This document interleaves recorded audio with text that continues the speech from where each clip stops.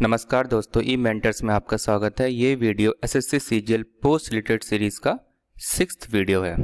अभी तक हमने ITI, excise, postal inspector, ASO in CSS, JSO के बारे में जाना है और आज हम टैक्स असिस्टेंट इन सीबीडीटी के बारे में जानेंगे। सबसे पहले मैं गगन और गौरव इन दोनों का थैंक्स कहना चाहूँगा, जो कि टैक्स असिस्टेंट के पद पर कार्यरत है और इन्होंने इस वीडियो के लिए अपने इनपुट्स दिए हैं। साथ ही thanks to chart who helped in making PPT for this video। आइए आगे बढ़ते हैं और देखते हैं टॉपिक्स क्या कवर्ड है। जैसा कि हम अपने पिछले वीडियोस में देखते आ रहे हैं, टॉपिक्स वही कवर्ड है, बस अंदर का कंटेंट डिफरेंट होता है। सबसे पहले सेलेक्ट होने के लिए किसी भी एस्पायरेंट के पास क्या इन्फॉर्मेशन होनी चाहिए, इसके बारे में डिस्कस करेंगे, लेकिन इस बार शॉर्ट में, क्योंकि इस वीडियो का प्रमुख बिंदु सेलेक्ट होने के बाद क्या होगा इस पर बेस्ड है। मीन्स जो ये 8 पॉइंट्स है इसके बारे में डिस्कस करेंगे। और ये 8 पॉइंट्स क्या है? यह information provided by the selected candidates. और वो पॉइंट्स है process after final result, training phase, posting, transfer और deputation, work profile, salary allowance, promotion aspects और डिपार्टमेंटल एग्जाम्स, क्वार्टर्स और personal experience of that selected person. ठीक है, आइए आगे बढ़ते हैं और देखते हैं सेलेक्ट होने के लिए आपके पास क्या इंफॉर्मेशन होनी चाहिए। आपको एसएससी सीजीएल का एग्जाम क्वालिफाई करना होता है। इसका फॉर्म ऑनलाइन भरा जाता है। जब भी नोटिफिकेशन आए फॉर्म भर लीजिएगा। एक प्रिस्क्राइब डेट तक आपकी उम्र 18 से 27 साल और आपके पास बैचलर की डिग्री होनी चाहिए। एज में category wise OBC, SC, ST, PWD और एक्स सर्विसमैन को कुछ रिलैक्सेशन मिलता है। इसके अलावा भी कुछ रिलैक्सेशन होते हैं। एसएससी सीजीएल में 4 टियर होते हैं। फर्स्ट ईयर ऑब्जेक्टिव होता है और 100 क्वेश्चंस आते हैं। हर क्वेश्चन सही होने पर आपको 2 नंबर मिलते हैं और गलत होने पर आधे नंबर काट लिए जाते हैं। सेकेंड टियर भी ऑब्जेक्टिव होता है और यहाँ 4 पेपर होते हैं। हर एक पेपर 200 नंबर का होता है। अगर आप टीए सीबीडीटी के लिए ट्राई कर रहे हैं और ये आपकी चॉइस है, तो आप पेपर 3 और पेपर 4 छोड़ सकते हैं, क्योंकि इससे टीए सीबीडीटी के कट ऑफ पर असर नहीं पड़ता है। Third year pen paper mode का होता है और ऑफलाइन लिया जाता है। पहले के दोनों टीयर्स कंप्यूटर पर ऑनलाइन लिए जाते हैं, लेकिन ये वाला पेपर ऑफलाइन होता है पेन पेपर मोड का। ठीक है। टीयर 3 100 मार्क्स का होता है और 33 मार्क्स से कम आने पर आप डिस्क्वालीफाई भी हो सकते हैं। इस बात का ध्यान रखिएगा। टीयर 3 तक मार्क्स जोड़े जाते हैं, इसलिए आपके मार्क्स 700 में से काउंट होंगे अगर टीए सीबीडीटी के लिए आप जा रहे हैं तो। टियर 4 में डेस्ट और डॉक्यूमेंट वेरिफिकेशन होता है। DEST means data entry speed test, skill test होता है, जिसमें कि आपको एक पैसेज दिया जाएगा जिसमें 2000 की डिप्रेशंस होंगे और आपको 15 मिनट दिए जाएंगे। मीन्स आपका टाइपिंग टेस्ट होगा। डेस्ट क्वालिफाइंग नेचर का होता है। ओवरव्यू ऑफ डीवी और सीपीटी का जो एक वीडियो है वो मंडल मैथ्स में है, वो उसका लिंक आपको प्रोवाइड किया जाएगा। और यहाँ पे एसएससी सीजीएल के बारे में बात ख़त्म करते हैं। और इसके बारे में बस एक ही बात है कि एसएससी सीजीएल के बारे में एक ओवरव्यू इसी चैनल पर बाद में आएगा, इसलिए इस चैनल बने रहिए ताकि आप उसका ओवरव्यू भी बाद में देख सकें। और वो ओवरव्यू मोस्ट प्रोबेबली तब आएगा जब सीजीएल 2020 का नोटिफिकेशन आएगा। ठीक है, ओके। मान लीजिए आप सारे टीयर्स क्वालिफाई कर गए और आपके मार्क्स टीए सीबीडीटी के कट ऑफ से ज़्यादा है और आपने ये चूज़ किया है, then congratulations, you are selected as tax assistant CBDT. अब टीए सीबीडीटी के बारे में बात करते हैं। और बात करने के लिए कुछ क्वेरीज थे एस्पायरेंट्स के, उसी पे हमने वीडियो बनाए हैं। ये आपको पता है क्वेरीज क्या क्या है, वो 8 पॉइंट। जैसे पहला point, process after final result, communication by the department and with the department. ठीक है, सबसे पहले आपको डिपार्टमेंट के थ्रू कोई लेटर आएगा बाय पोस्ट, और आजकल मेल भी आते हैं। 4 से 6 महीने के अंदर, फाइनल रिजल्ट के 4 से 6 महीने के अंदर स्टेप्स का फॉलो करता है डिपार्टमेंट। सबसे पहले डिपार्टमेंट आपसे जोन प्रेफरेंस मांगता है। Zone preference means all India में कई सारे जोन्स होते हैं, तो उनमें से आपको एक जोन बताना होता है। तो जोन एलोकेशन डन होता है, जो कि जिसमें कि 2 से 3 महीने लग सकते हैं। उसके बाद कैंडिडेट को मेडिकल के लिए रिपोर्ट करना होता है उसी जोन में, और बाद लेटर में मेंशन होती है।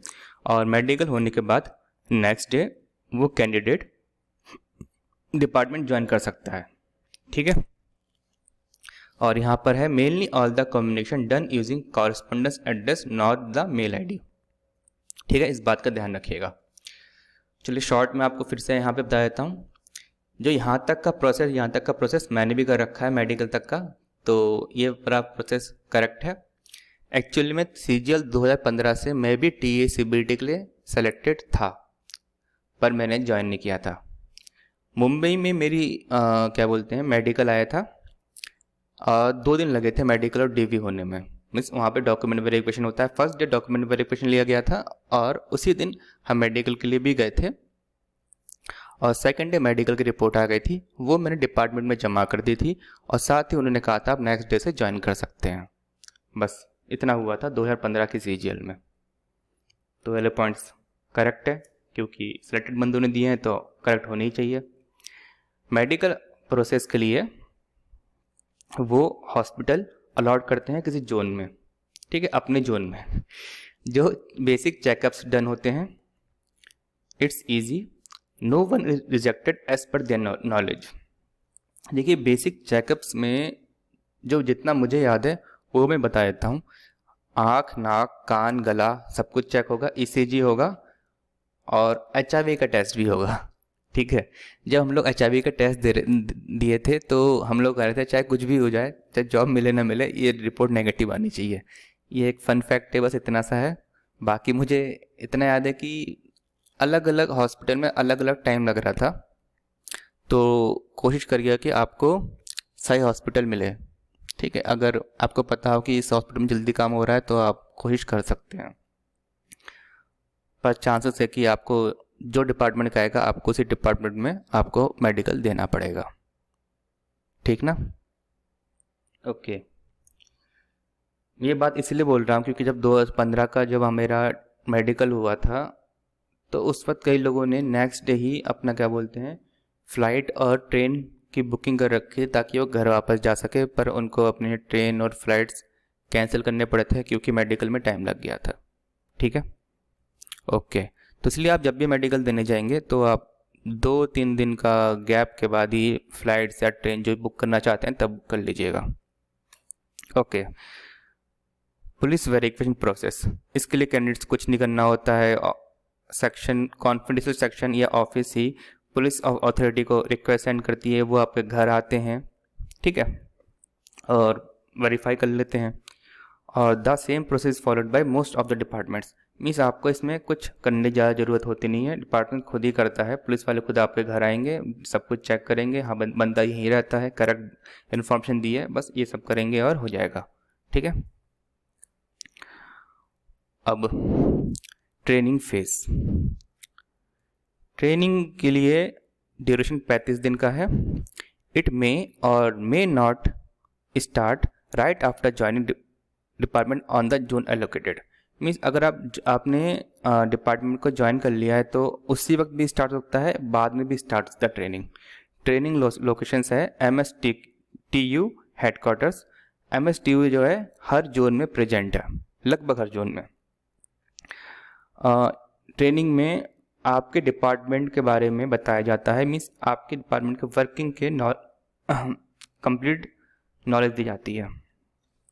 1 सेकेंड,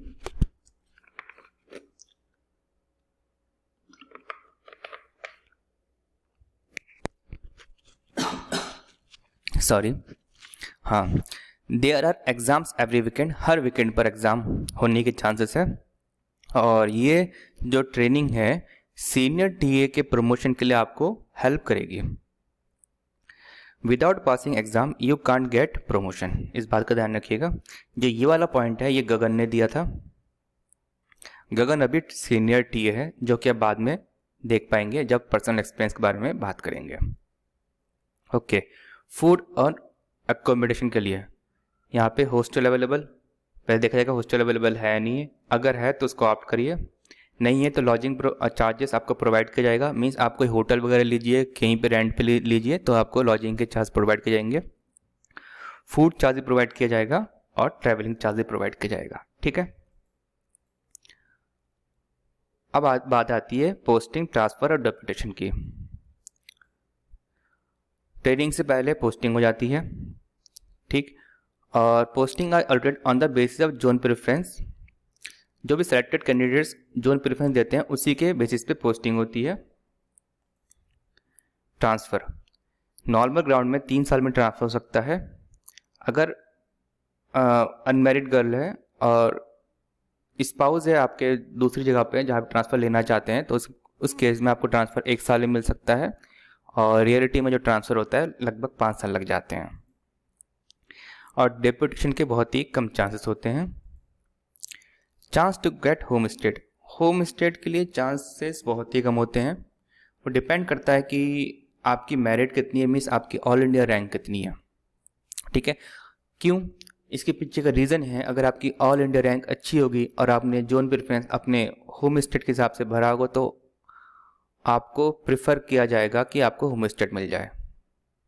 ठीक है, मीन्स मान लो आप हो कहाँ के, मान लेते हैं, चलो साउथ जोन के मान लेते हैं, एक बार मान लेते हैं आप आंध्र प्रदेश के हैं, ठीक है, और आपकी रैंक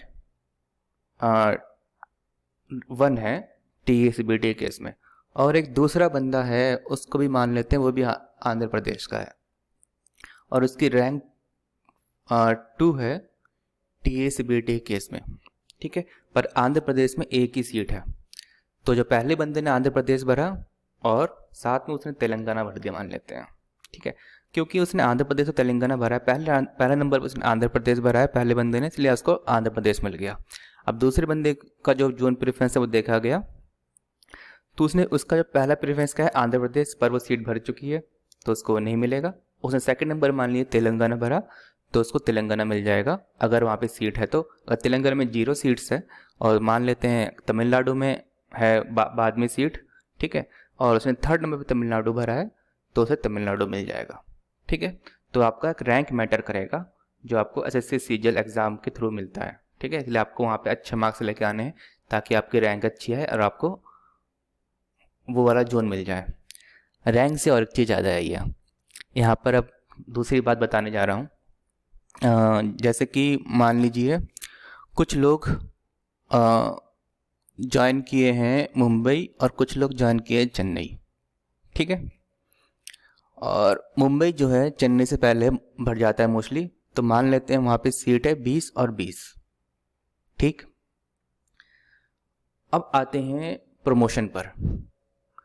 प्रमोशन मान लीजिए कि जो मुंबई पहले भर जाता है, मीन्स मुंबई में क्या है ऑल इंडिया रैंक वाले बंदे अच्छे हैं, वहाँ पे ऑल इंडिया रैंक जो है एवरेज उनका अच्छा होगा, चेन्नई के ऑल इंडिया रैंक के एवरेज निकालेंगे तो। ठीक है, मीन्स मुंबई में अच्छे मेरिट वाले बच्चे गए हैं और चेन्नई में जिनकी मेरिट थोड़ी सी कम है वो गए हैं। यहाँ पर अब आगे बढ़ते हैं।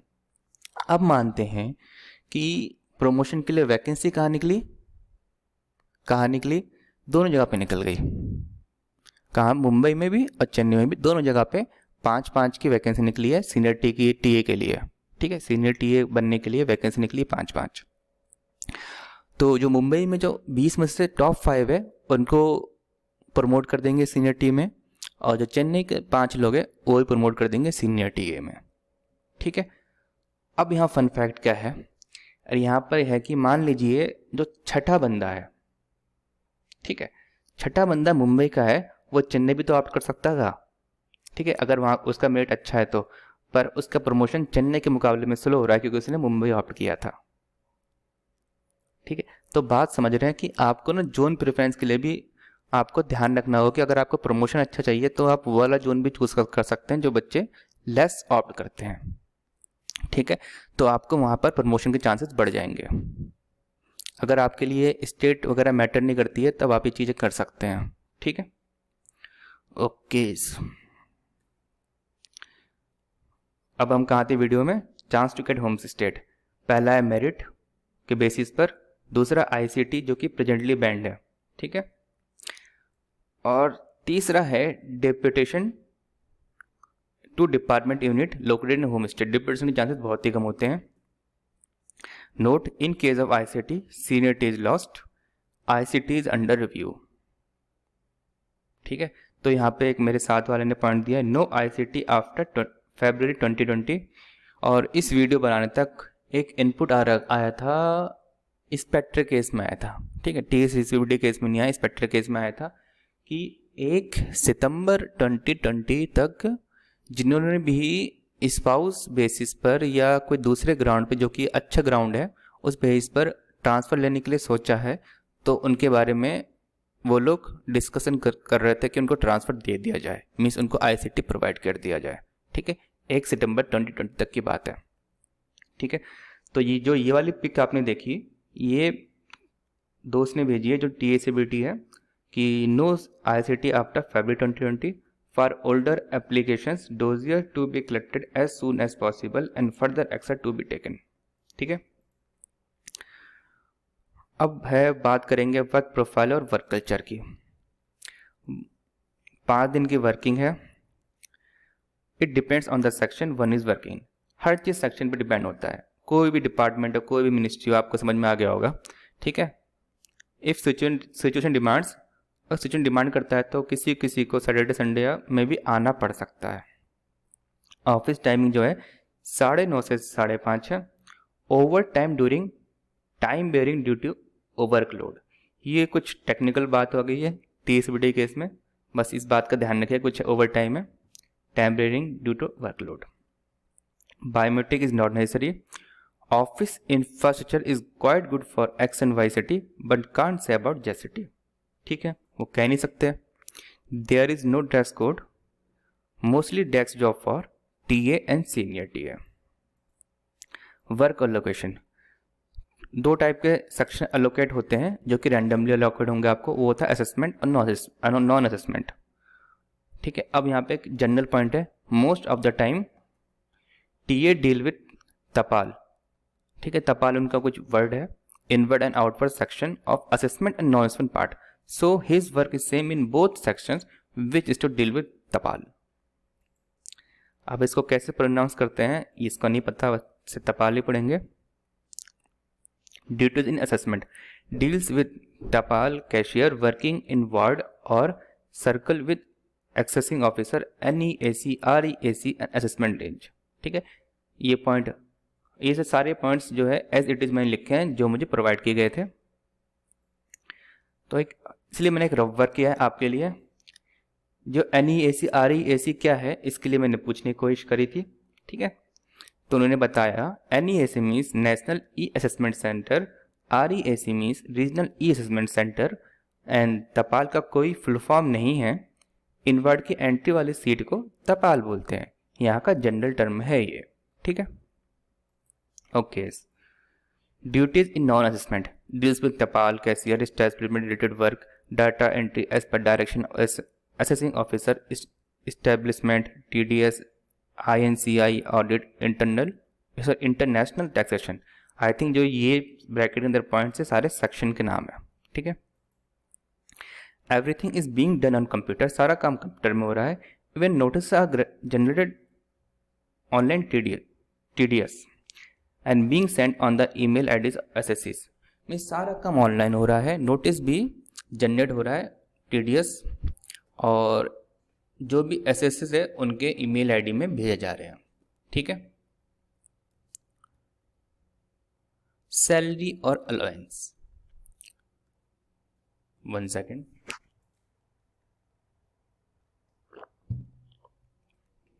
Salary components are basic HRA, DA और TPT। Basic depend on the pay level. Matrix HRA अभी 24% है एक्स सिटी के लिए, वाई सिटी के लिए 16% और जेड सिटी के लिए 8%। और अभी डीए 17% है और टीपीटी का जो बेसिक है लेवल 3 से लेवल 8 के लिए वो है 3600। ठीक है। For any pay level matrix salary is calculated as salary is equal to basic into 1 plus D A percent plus HRA percent plus T A basic into 1 plus D A percent. ठीक है। अब हम बात करेंगे salary for pay level 4 in X city for year 2020। Year 2020 के लिए जो salary है पूरा कांस्टेंट सा है। क्यों? क्योंकि इस बार डीए नहीं मिल रहा है सेंट्रल गवर्नमेंट एम्प्लॉयज़ को, मिल तो रहा है मतलब बड़े हुए डीए नहीं मिल रहा है। जनवरी और जुलाई में जो डीए का जो परसेंटेज है थोड़ा सा बढ़ जाता है, 2%, 3%, 4%। ठीक है, डिपेंड करता है किसी चीज़ के ऊपर, अभी उस बारे में डिस्कस नहीं करेंगे। तो अभी डीए का जो बढ़ना है उसको फ्रीज कर रखा है। तो जो 17% डीए जब था तो वो अब 30 जून 2021 तक 17% ही रहेगा। ठीक है, ओके। तो अभी डीए 17% है, HRA 24% है। तो फॉर्मूले के हिसाब से जो बेसिक है किसका, पे लेवल 4 का, वो है 25,500 इंटू 1.41, 17% डीए का, 24% HRA का, प्लस टीए बेसिक 3600 इंटू 1.17, तो बनता है 40,167। ठीक है, ये एक्स सिटी की सैलरी है अगर आप टी CBT बनते हैं और एक्स सिटी में आपका पोस्टिंग होता है। तो कोई स्पेशल अलाउंस नहीं है। अब बात करेंगे प्रोपोर्शनल एक्सपेक्ट्स की और डिपार्टमेंटल एग्जाम्स की। यहाँ पर ध्यान दीजिएगा कुछ चीज़ों पर। Seniority is consider as per CGL marks, joining date, notification date of CGL। ठीक है, तो सीनियरिटी किस पे डिपेंड करती है, ज्वाइनिंग डेट, नोटिफिकेशन और CGL मार्क्स के ऊपर। ठीक है, अब मैंने आपको एग्जाम्पल दे दिया था मुंबई चेन्नई का, तो CGL मार्क्स के ऊपर बहुत डिपेंड करती है, इस बात का ध्यान रखिएगा। और आपने कौन सा जोन चूज किया है उस पर भी करती है। ठीक है, okay. There are 3 department exams, 3 department exam से आपको आगे बढ़ना होता है। एक होता है for senior TA, senior TA के लिए भी डिपार्टमेंट एग्जाम होता है, ITI के लिए भी होता है और ITO के लिए भी होता है। ITI means income tax inspector, ITO means income tax officer. Till now Mumbai and Delhi zones have fasted promotions. ठीक है, इस बात का ऊपर ध्यान रखिएगा। अब बात करेंगे डिपार्टमेंट एग्जाम की। After selection as TA, one is eligible for ministerial exam for the promotion of senior TA. So one has to appear for this exam. In this exam 4 papers are there. से full stop comma थोड़ा गलत जगह पे लगे हुए हैं, पर आप बात समझ गए होंगे। पहला है एसएल लेटर राइटिंग, इजी होता है। दूसरा है ऑफिस प्रोसीजर के बारे में एग्जाम होगा, 4 एग्जाम है ना। ऑफिस प्रोसीजर, इसमें विद बुक्स, इसमें बुक्स भी आप यूज कर सकते हो। तीसरा है ऑफिस प्रोसीजर फिर से, अब विदाउट बुक्स। ठीक है, और चौथा है इनकम टैक्स कंप्यूटेशन, न्यूमेरिकल होता है जो काफी टफ होते हैं। मीन्स पहले तो 2 एग्जाम जो इजी है, बाद के 2 थोड़े टफ है। After this exam one is eligible for ITI exam. If one passes ITI exam, then one will get 2 increments. ये होता है। ठीक है, कोई भी अगर आप प्रमोशन लेते हैं तो मोस्टली 2 इंक्रीमेंट मिल जाते हैं। 2 इंक्रीमेंट मिल जाते हैं, इसके पीछे का रीजन होता है कि आपका एक इंक्रीमेंट आपके पुराने वाले पोस्ट पर भी ड्यू होता है ना। और जब आप प्रमोट होते हैं तो वहाँ पे आपको एक बढ़ा हुआ पे लेवल मिलना चाहिए। पे लेवल तो उसमें जो आपका स्टेजेस होते हैं, तो आपको उस स्टेज के हिसाब से आपको क्या बोलते हैं इंक्रीमेंट मिल जाता है। ठीक है, अभी थोड़ा सा आपको समझ में नहीं आएगा, मुझे भी समझाने में टफ पड़ रहा है, लेकिन जब आप थोड़ा मतलब डिपार्टमेंट में आएंगे तो आप थोड़ा समझ जाएंगे। Oh no, okay. तो इसके बाद एक और चीज़ बताई गई थी मुझे जो इसमें लिखी नहीं गई है। ठीक है, वो बात है कि एक्चुअली अभी उनका मैसेज आया TSBD जो है कि अगर आपने सीनियर टीए के बनने के बाद 3 साल के अंदर ITI का जो एग्ज़ाम है क्वालिफाई नहीं किया तो आपको बना देते हैं ऑफिस सुपरिटेंडेंट। ठीक है, मैं उन्हीं की भाषा में बोल रहा हूँ भाई। इसमें एक पोस्ट OS की भी होती है, ऑफिस सुपरिटेंडेंट, 4200 जीपी होती है। अगर सीनियर टीए बनने के बाद विद इन 3 ईयर्स इंस्पेक्टर का एग्ज़ाम क्लियर नहीं होता तो ओएस बना देते हैं, एंड ओएस बनने के बाद क्लियर हो जाता है तो इंस्पेक्टर का एग्ज़ाम तो इंस्पेक्टर बना देंगे। ये मुंबई का रूल है और यूपी वेस्ट का अलग रूल है, ठीक है। तो ये डिपेंड करता है कि कौन से जोन का क्या रूल है, उन चीज़ों पे डिपेंड करेगा। पर यह कि जो सीनियर टीए का जो ग्रेड पे है वो 4200 है, और जो ऑफिस सुपरिटेंडेंट का ग्रेड पे है वो भी 4200 है, ठीक है। तो आपके जो सैलरी में कोई डिफरेंस नहीं आएगा, आप सीनियर टीए भी हो या ओएस हो, मीन्स ऑफिस सुपरिटेंडेंट। अगर आपने आईटीआई का एग्ज़ाम क्वालिफाई कर लिया तो आप इनकम टैक्स इंस्पेक्टर बन जाएंगे। तो दोनों ही केस में बात सेम है, ठीक है। Promotion and it's ladder. Promotion depends on vacancy, और प्रमोशन लैडर के जो पॉइंट्स है टेबल में गिवन है। सबसे पहले आप टेक असिस्टेंट बनते हैं, जिसका कि लेवल क्या होता है 4। ये आप डायरेक्ट आते हैं या प्रमोशन के थ्रू आते हैं। उसके बाद आप सीनियर टेक असिस्टेंट बनते हैं, लेवल 6 पे जाते हैं और प्रमोट होके जाते हैं, ठीक है। फिर आप लेवल 7 पे आते हैं, इंस्पेक्टर इनकम टैक्स, प्रमोट होकर, क्योंकि आप टैक्स असिस्टेंट बने तो आप प्रमोट होकर ही पहुंचेंगे। और कुछ लोग डायरेक्ट भी आते हैं। डायरेक्ट कौन आते हैं? जो SSC CGL के एग्जाम में और अच्छे मार्क्स लेके आते हैं, ठीक है। तो आप काफ़ी अच्छे मार्क्स लेने की कोशिश करिएगा ताकि आप लेवल 7 पर डायरेक्ट आए, ना कि आप टैक्स असिस्टेंट लेवल 4 पर आए। उसके बाद प्रमोशन होता है आपको इनकम टैक्स ऑफिसर पर लेवल 8। उसके बाद लेवल 9 पर आप असिस्टेंट कमिश्नर बन के आते हैं। वो या तो आप डायरेक्ट आएंगे या प्रमोशन होगा, क्योंकि आप टैक्स असिस्टेंट थे तो आप प्रमोट होकर ही ये वाला लैडर चढ़ेंगे। और असिस्टेंट कमिश्नर डायरेक्ट आते हैं, वो कैसे आते हैं? वो आते हैं यूपीएससी का एग्ज़ाम क्लियर करके। तो आप यहाँ देख पा रहे हैं कि यहाँ पे 3 बार डायरेक्ट लिखा हुआ है। एक डायरेक्ट जो सीधे टैक्स असिस्टेंट बना है, फिर दूसरा डायरेक्ट जो कि आईटीआई बना है, तीसरा डायरेक्ट जो कि असिस्टेंट कमिश्नर बना है। ये यूपीएससी का एग्ज़ाम देके आएंगे असिस्टेंट कमिश्नर, और जो आईटीआई और टैक्स असिस्टेंट है वो सीजीएल का एग्ज़ाम देकर आएंगे। जिनके काफ़ी अच्छे मार्क्स आएंगे वो आईटीआई बन जाएंगे, जिनके थोड़े कम मार्क्स होंगे वो टैक्स असिस्टेंट बन जाएंगे। टैक्स असिस्टेंट कुछ वो लोग भी लेते हैं जो कि चाहते हैं कि उनको होम स्टेट मिल जाए। मान लो कि आप रैंक 100 है, ठीक है, और रैंक 100 है और दिल्ली में आपको चाहिए पोस्टिंग। दिल्ली में तो पोस्टिंग के लिए बहुत सारी चीज़ें हैं, दिल्ली छोड़ देते हैं। मान लो आपको चाहिए उत्तराखंड में पोस्टिंग, ठीक है, और उत्तराखंड में सीटें हैं टैक्स असिस्टेंट की कई सारी मान लेते हैं, और आईटीआई की है सिर्फ 10, ठीक है। तो जो आईटीआई की सीटें थोड़ी जल्दी भर जाती है, और आप रैंक 100 पे है, ऑल इंडिया रैंक 100 है, तो क्या पता ऑल इंडिया रैंक 100 तक आते आते 10 के 10 सीटें भर जाए और आपको आईटीआई नहीं मिल पाएगी। और आईटीआई नहीं मिल पाएगी तो आपको आपका मन चाहा होम स्टेट नहीं मिल पाएगा, है ना। तो वो लोग क्या करते हैं कि वो सीधे सोचते हैं कि मुझे तो जाना सीबीटी डिपार्टमेंट में जाना है, ठीक है, सेंट्रल ब्यूरो सीबीटी फॉर्म भूल गया central board of direct taxes में जाना है उनको। तो उनको वहाँ जाने का ही मन है, या तो आईटीआई या तो टैक्स असिस्टेंट। तो उस बंदे ने क्या कहा कि मुझे चाहिए होम स्टेट, तो क्यों ना मैं टैक्स असिस्टेंट भर लेता हूँ, अगली बार मैं ले लूँगा जो भी 4600 ग्रेड पे 4200 ग्रेड पे मिल जाए, पर मैं भी होम स्टेट प्रीफर करूँगा। तो उसने भर दिया टैक्स असिस्टेंट। तो कुछ लोग वो भी भरते हैं होम स्टेट, टैक्स असिस्टेंट, जिनको होम स्टेट चाहिए होता है। तो टैक्स असिस्टेंट डिपेंड करता है 2 लोगों के ऊपर, या तो उनकी रैंक थोड़ी सी कम आई है, या जो होम स्टेट की प्रति बहुत लालायित होते हैं, ठीक है। और जो लालायित में से एक मैं भी था, ठीक है, इस बारे में ज़्यादा बात नहीं करेंगे। ओके, तो अभी तक हम कहाँ पहुँचे? प्रमोट होकर असिस्टेंट कमिश्नर पर। फिर आप प्रमोट हो गए पहुँचेंगे डिप्टी कमिश्नर, उसके बाद प्रमोट होंगे जॉइंट कमिश्नर, उसका प्रमोट हो गया एडिशनल कमिश्नर, लास्ट में प्रमोट होकर कमिश्नर तक।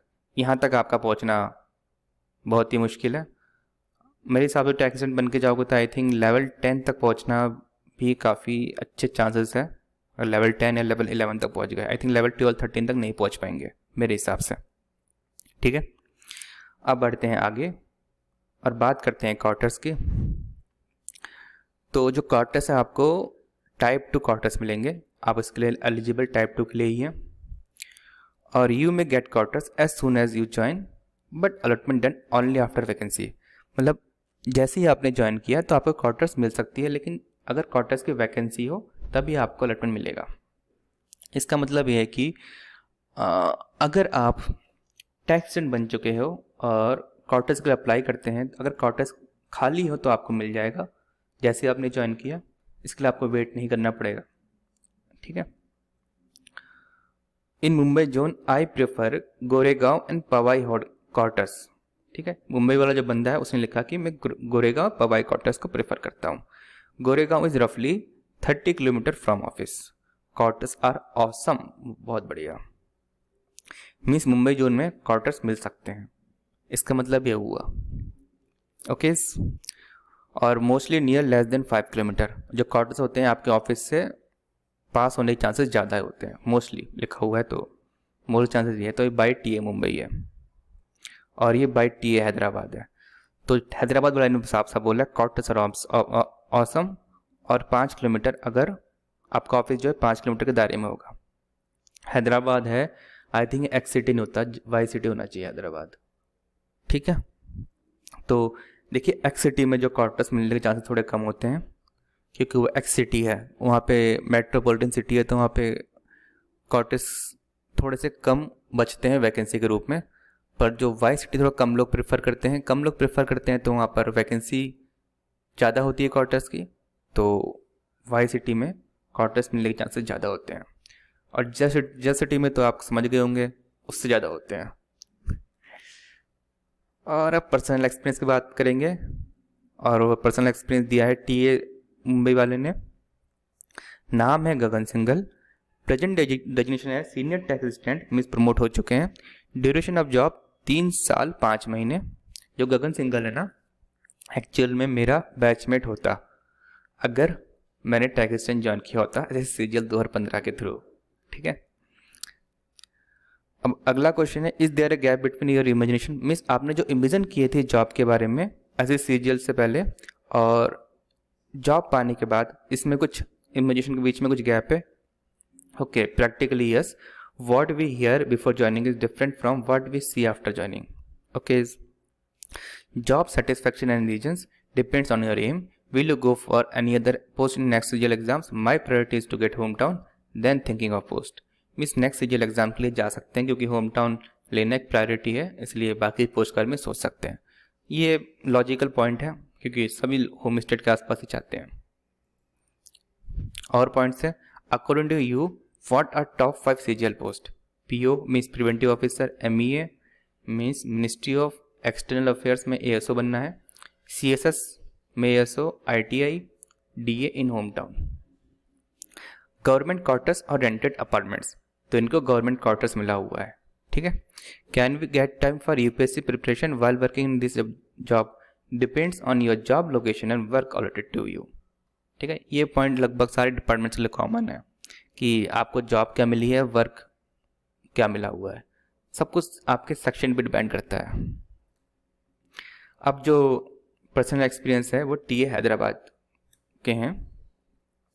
नाम है गौरव तिवारी, प्रेजेंट डेजिग्नेशन है tax assistant, duration of job है 2 साल का, join through SSC CGL 2016 as tax assistant. अब is there a gap between your imagination of this job while preparing for SSC and after getting job, practicals what we hear before joining different from what we see after joining, ठीक है। Job satisfaction and reasons depends on your aim. Will you go for any other exam post in next CGL exam? My priority is to get hometown, then thinking of post. लगभग सबकी बात बराबर ही है। और according top 5 CGL post भी दोनों का लगभग कॉमन सा है, दोनों के पास गवर्नमेंट क्वार्टर्स है और यूपीएससी प्रिपरेशन के लिए टाइम मिल जाता है। फिर बात होती है जॉब लोकेशन की और वर्क अलोकेटेड जो आपको दिया गया है, ठीक है। तो आपने देखा कि जो भी टैक्स असिस्टेंट है वो सबका जो मेन एम क्या है, होम पोस्टिंग लेना नेक्स्ट सीजीएल एग्जाम से, ठीक है। ये मोस्टली सबका हाल होता है, मेरा भी यही था। आपने देख लिया होगा 15 में टीए से बीटी मिला था पर मैंने ज्वाइन नहीं किया था, और 16 में सीएसएस मिला क्योंकि नंबर अच्छे थे मेहनत करनी पड़ती थोड़ी सी। एक्चुअली मैंने ज्वाइन इसलिए नहीं किया था ताकि मुझे थोड़ा सा टाइम मिले प्रिपरेशन के लिए। अगर मैंने सोचा कि अगर मैं ज्वाइन कर लूँगा टैक्स असिस्टेंट तो 2 घंटे जाने का 2 घंटे आने का पढ़ाई का टाइम नहीं मिलेगा, तो पता नहीं नेक्स्ट सीजीएल एग्ज़ाम में क्या होगा, तो इसलिए मैंने ज्वाइन नहीं करा। बस ये रीज़न था। ओके, प्रोज, ठीक है। कोई भी डिपार्टमेंट है तो उसका कुछ प्रोज और कॉन्स होते हैं, किसी भी चीज़ के होते हैं, डिपार्टमेंट छोड़ो किसी भी चीज़ के प्रोज और कॉन्स हो सकते हैं। तो प्रोज और कॉन्स देख लेते हैं इस डिपार्टमेंट का। For non assessment, no work pressure and chill life, no time issue for office except few charges, enough time to prepare for exam. चलो यहाँ लिख दिया है कि एग्ज़ाम को प्रिपेयर करने के लिए टाइम मिल जाता है। इन ITD मीन्स क्या होगा? I think income tax department, a lot of sections are there to work in this section with IRS one will enjoy. Yes, okay. A good job for a family person because very less chance for transfer. Okay, IRCTC वैसे ही ban हो गया है। Many places to explore, weekend trips कर सकते हैं। Fast promotion as compare to other zones by TACVT Mumbai. ठीक है, TACVT मुंबई ने लिखा कि अदर जोन्स के मुकाबले फास्ट प्रमोशन होते हैं। चलो बात भी सही है, मुंबई में प्रमोशन काफ़ी अच्छे हैं। कौन सा क्या ट्रैवलिंग इशू, जैसे मैंने आपको बताया 2 घंटे जाने 2 घंटे आने का, तो मुझे कौन सा लगा था? हार्ड टू फाइंड रूम्स और PG, for assessment charges, lot of work pressure during time bearing, ICT का इशू है। If new recruitment rules comes, promotion gets delayed up to 10 years। ओके, अब TA मुंबई ने कुछ पॉइंट्स दिए हैं, TA हैदराबाद ने कुछ पॉइंट्स दिए हैं। किस चीज़ के ऊपर दिए हैं वो देखते हैं। वो दिया है job profile creating 10/7 by TA Mumbai और 10/6 बाई TA हैदराबाद, और this is personal view of a selected person. Books test series followed by TA Mumbai, plinth to Paramount, advance maths Rakesh Yadav और random videos of YouTube. Okay, by TA Hyderabad, SSC tube, text book. और इस बात का ध्यान रखिए, the study process varies from person to person. तो इस video को मैं यही समाप्त करता हूँ। अगर आपको कोई क्वेरी है तो आप नीचे कमेंट सेक्शन में लिख दीजिएगा, या आप फिर टेलीग्राम ग्रुप भी ज्वाइन कर सकते हैं। एक टेलीग्राम ग्रुप बनाया हुआ है हमने, जहाँ पर आप ज्वाइन हो सकते हैं और अपने क्वेरीज पूछ सकते हैं। ठीक है, वहाँ पर क्वेरी पूछना थोड़ा आसान सा होता है, क्योंकि व्हाट्सएप जैसा है टेलीग्राम, आपको पता होगा अगर आप यूज़ करते हैं तो आपको पता है कि किसी भी यूट्यूब के वीडियोस में कमेंट्स का रिप्लाई मिलना और किसी भी व्हाट्सएप टेलीग्राम में के जैसे ऐप में कमेंट का रिप्लाई मिलने में कितना डिफरेंस है। ठीक है, तो उम्मीद करता हूँ आप टेलीग्राम ग्रुप भी ज्वाइन करेंगे, ताकि आपको कुछ एक्स्ट्रा क्वेरीज है तो आप उनको पूछ सकते हैं। ठीक है, और इसी के साथ इस वीडियो को समाप्त करता हूँ और उम्मीद करता हूँ ये वीडियो आपको पसंद आई होगी, और अगर पसंद आई तो लाइक भी करिएगा। बाय दोस्तों, and have a nice day.